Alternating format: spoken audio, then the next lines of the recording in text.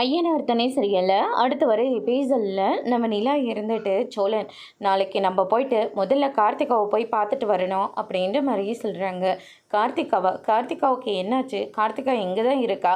அவங்களாம் நம்ம ரிசப்ஷனுக்கு வந்துட்டு அவங்க வீட்டுக்கு போயிட்டுருப்பாளே அப்படின்ற மாதிரி சொல்லிடுறாங்க. அதுதான் இல்லை சோழன், கார்த்திகா நிரந்தரமாக இங்கே தான் இருக்கா அப்படின்ற மாதிரி சொல்லிடுறாங்க. நிலா, நீ என்ன சொல்கிற? எனக்கு ஒன்றுமே புரியலையே. நிலா கார்த்திகாவோட வாழை பிடிக்காம அவங்க ஹஸ்பண்டு எங்கே போனாருன்னே தெரியல. அவங்க மாமனாரும் மாமியாரும் கார்த்திகாவை ரொம்பவே கொடுமை பண்ணிகிட்ருக்காங்க. அது மட்டும் இல்லை, டிவோர்ஸ் கொடுக்க சொல்லி கட்டாயப்படுத்திக்கிட்டு இருக்காங்க. அதனால் கார்த்திகா அவங்க டார்ச்சரில் தாங்க முடியாமல் இங்கேயே வந்துட்டாங்க.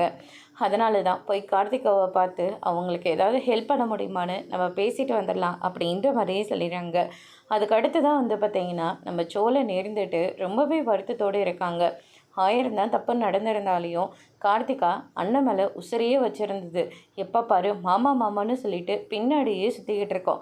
கடைசியில் அதனோட வாழ்க்கை இப்போ கேள்விக்குறியாக நிற்கிது அப்படின்னு சொல்லிட்டு ரொம்பவே ஃபீல் பண்ணிகிட்ருக்காங்க. அடுத்த நாள் சொன்ன மாதிரியே நம்ம நிலாவும் சோழனும் நேராக கார்த்திகாவை பார்க்குறதுக்காக அவங்களோட வீட்டுக்கு போகிறாங்க.